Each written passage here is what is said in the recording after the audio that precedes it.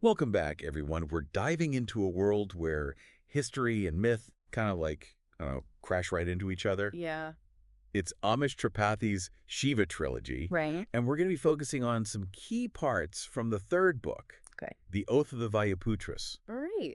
It's this awesome mix of genres. Yeah, it really is. So we're going to be, digging into the characters and the events, and even some of the philosophies that make this story so just like captivating. Well, what makes this book and the whole trilogy really is how Tripathi can mix those things together. Yes. You know, the myths, the history, the figures. Yeah. It all feels kind of familiar, but also like completely fantastical at Exactly. the same time. And that rhino hunt scene with Kartik, Shiva's son, Yeah. really sets the stage. Oh, totally.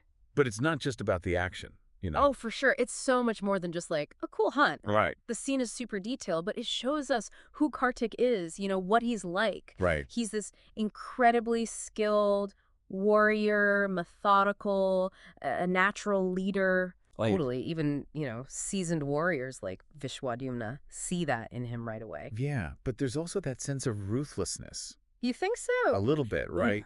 Yeah. Like he could be just as dangerous as he is capable. Well, absolutely. Yeah. I think it definitely foreshadows the stuff we see later on with Kartik, that potential for good, yeah, but also for some serious destruction. Yeah, And then there's that whole thing with the Samras, The Samras. this life-giving substance, Right. but with a dark secret. Yeah, it makes you think, right? Like, do the ends justify the means? Yeah. Even Shiva and Sati, they wrestle with this. They do. They're debating, like, can something be inherently good if it's created through actions that are morally kind of shaky? Mm-hmm. Right. It's tough. It's a classic philosophical question, but it feels so relevant still today. Oh, absolutely. It made me really think about my own values. Like, how would I handle that kind of situation? It's a book that makes you think, not just like, follow a story. You know what I mean? Right, exactly. It gets you thinking about the world, where you fit into it, all of that. Okay, let's shift gears a bit. Sure. Let's talk about the Vasudevs and their hidden city, Ujjain. Oh, yeah, Ujjain. The layout of the city is fascinating. Yeah, isn't it? It's designed like a mandal, Okay. which is like this sacred geometric diagram. Okay. It represents the universe Wow. and the path to enlightenment.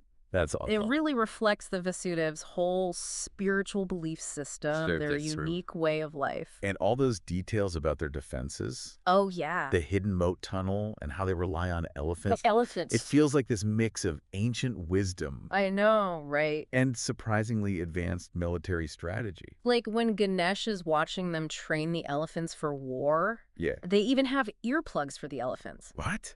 Because the enemy uses like those low-frequency drums to disorient them. No way. Yeah, they're thinking ahead, strategizing, Absolutely. really interesting stuff. And while we're on the topic of symbols, we can't forget the Fravashi. Yeah, the Fravashi is super important. Right. It's the symbol for the feminine spirit of Lord Rudra, Yeah. and it links to Shiva's past, especially through his uncle.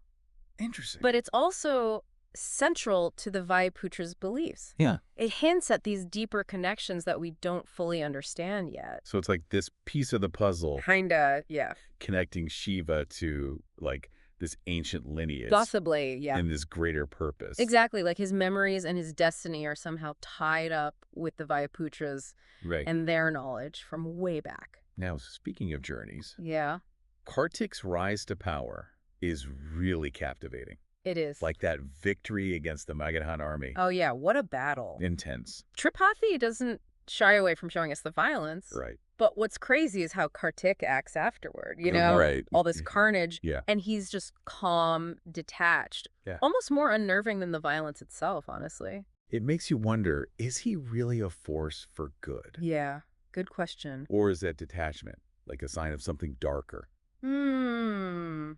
He's a complicated character. He is. Great leader, brilliant strategist, but also, yeah, maybe prone to ruthlessness. Definitely. Keeps you guessing the whole time. Totally. And then Ganesh's reflections on time. Yeah. Those yugas, those vast periods representing different stages of cosmic evolution. Oh, right. The Yuga. He thinks the current age, the Kali Yuga, is all about violence and conflict. Makes sense with everything that's going Yeah, on. exactly. It adds another layer to the story, right? Yeah. The violence isn't just because of individual choices, Right. but maybe it's part of this larger cosmic pattern, That's interesting. which leads us to Sati's death. Oh, yeah. It's just heartbreaking. It is. The way it builds up to it is so well done. All the conflict, the betrayals, the chase, it all leads to that final hopeless battle. It's heavy stuff. Oh, it is. A Tripathi really gets you to feel the weight of it all, especially Shiva's devastation and grief. It's raw. You really feel his pain. It pushes him toward a dangerous path, that Pashupayastra, that weapon with incredible power. Right. That weapon could wipe out entire cities. It could. Like a modern-day nuclear device, almost. Yeah, and Lord Rudra himself forbade its use, It's a huge dilemma for Shiva. Oh, yeah. Even his commanders are terrified of it. Oh, absolutely. They have these heated debates about what would happen if they unleashed a weapon like that. Intense. Yeah. So, what happens? What does Shiva do? Does he give in to the grief and unleash this ultimate weapon? Well, that's where we'll pick up in part 2 of our deep dive. Okay, sounds good. The consequences of his decision, they impact everything and everyone. Picking up where we left off, the aftermath of that Pashupatiastra, it's like completely apocalyptic. It is. Tripathi's description of Devagiri, it's so vivid, it's horrifying. Right. Yeah. He paints this picture of devastation, like unimaginable. It's a reminder, isn't it, of what happens when anger and grief, take over. Even Shiva, who wants revenge so badly, even he is overwhelmed by what he's unleashed. He's broken physically and emotionally, just collapses in the ruins. Right. But even in all that destruction, there's this, little bit of hope. You mean when he sees Sati's spirit? Exactly. It's huge. She's whole, radiant. She doesn't blame him. Right. But she leaves him with this message, spread life. Powerful, right? After all that violence and destruction. It is. It's like Shiva's being called to something new, something focused on, healing, creation, not revenge.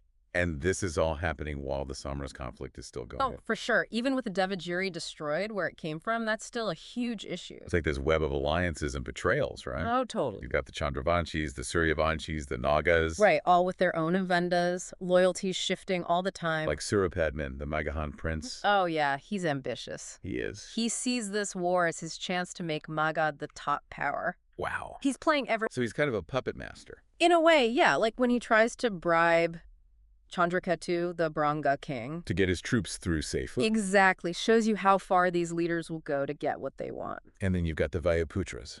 Yeah, the guardians of the Pashupatiastra. Right, like a wild card in all this. They could tip the balance for sure. Totally. They're so isolated, living in Pariya, hidden away in the desert. You can only get there by sea, right? A dangerous voyage. And their society is all about Lord Rudra's teachings. The Fravashi, too. Those pure spirits fighting for good against evil. I love the descriptions of Pariya. Yeah. Especially the Paradisa Gardens, this oasis in the middle of nowhere. It shows how ingenious they are, All right. Like those underground canals that use gravity to bring water from far away. Wow. Amazing. Even in the toughest environments, humans find a way. That's true, but it's not all peaceful, right? No, they know about the Daivyastras, those crazy, powerful weapons. Right, which is what Shiva wants. Exactly. He needs that knowledge to destroy the Somras. But getting to Pariya is dangerous. Oh, yeah, full of betrayal. He sees just how brutal people can be. Even when they think they're fighting for the right cause. It's like that scene with Vidyunmali. The Meluhan general. Right, he's interrogating that Vasudevs prisoner. Brutal. It's disturbing. So much cruelty. The opposite of what Shiva's coming to believe. Good and evil. That line gets blurry sometimes. Totally. Even the good guys can get corrupted. And it just gets worse as the conflict goes on. Like the Battle of Devagiri, Sati's forces are crushed. That Meluhan tactic. Burning chili peppers. Taking advantage of the elephants. It's awful, and Sati blames herself. Yeah, she won't even let them heal her scar. It shows how dedicated she is to her army. She feels responsible. But it feels like foreshadowing, doesn't it? Oh, yeah, for sure. She goes to Devagiri for that peace conference. Against Shiva's wishes. Trying to make things right with her father, Emperor Daksha. But it's a trap. And it changes everything. Sati finds out it's all a lie. It is. Daksha, he's been using the Samras. Oh, wow. He's not himself. Yeah. He had his own advisor, Kanakala, killed. Because she disagreed with him. Exactly. Shows how messed up things are in Devagiri. And then Sati's assassination. It's a shock. So brutal. She's betrayed by her own father. Surrounded by enemies. She fights bravely, but she's overwhelmed. It's just tragic, and it sets Shiva off. Yeah, it's the ultimate betrayal. His whole world is shattered. Now his commanders have to figure out what to do. How to respond to this act of war. And that's where we see the cracks in Shiva's army. Should they go after all of Devagiri? Or just the people responsible for Sati's death? It's a big debate. Like Matali. The king of Vaishali. He thinks the whole city should pay. But others? Gopal, Shanardwaj. Right. They want a more measured approach. Focus on justice. Not just revenge. So it's not just about strategy. No, it goes deeper. How do you fight evil without becoming evil yourself? It's a question we still struggle with today. It is, and as Shiva comes out of his grief, that's what he has to figure out. His decision, it'll decide the fate of Devagiri. Maybe even the whole world. We've been through a lot. We have, but it's not over yet. We still need to see what happens with Shiva's decision. And the final outcome of this whole epic conflict. Stick with us for part 3 of our deep dive into the Oath of the Vayaputras. We'll be right back. Welcome back to our deep dive. We're wrapping up our look at the Oath of the Vayaputras. Yeah, and we left off with Shiva facing this massive decision. We did. Sati's death, it just hangs over everything, pushing him toward a choice that'll impact, well, everything. It's not just about war, it's about his grief, his responsibility, and the fate of, entire nations. His commanders are on edge. Of course. They've seen how much he's hurting. Right. And they're scared of what might happen. I bet Gopal tries to reason with him, remind him of, the good in him, the promise he made to the Vayaputras. Doesn't seem like it's getting through, though. No, Shiva's pain is just too much right now. So when he says to bring the Pashupati Astra to Devagiri... That's gotta be terrifying. Oh yeah, there's this feeling of dread. Like, remember, this weapon could destroy the whole city. It's a force of nature, almost. Yeah, and even his most loyal people, they beg him to reconsider. They know what it can do. But he won't listen. It's a tough moment, shows how grief can make even the best people make choices they wouldn't normally. Right. But he does show some mercy, I guess.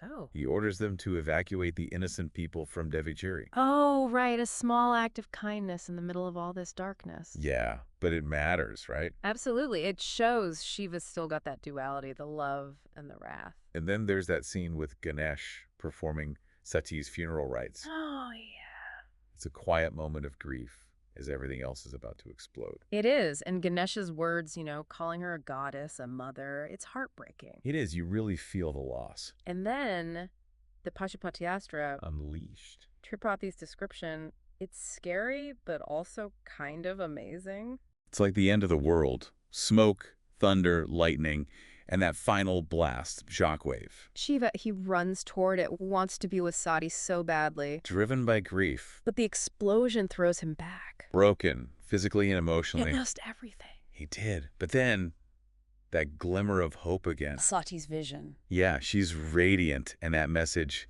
spread life. It's like a turning point for him, a spiritual awakening. Pulls him back from the edge. The last scene, he's unconscious, hears that voice, spread life. It feels like a new beginning. Maybe, even after all that destruction. Powerful ending to a powerful story. Amish Tripathis, The Oath of the Vayaputras. It makes you think about love, loss, revenge. And ultimately maybe redemption? It challenges you to look at the darkness inside yourself. The potential for destruction when emotions take over. But also the possibility of healing, even after losing everything. This has been a great deep dive. It has, but we've just scratched the surface. Yeah, we really encourage everyone to check out the Shiva Trilogy. Experience this whole epic story for yourself. It's a journey worth taking, that's for sure.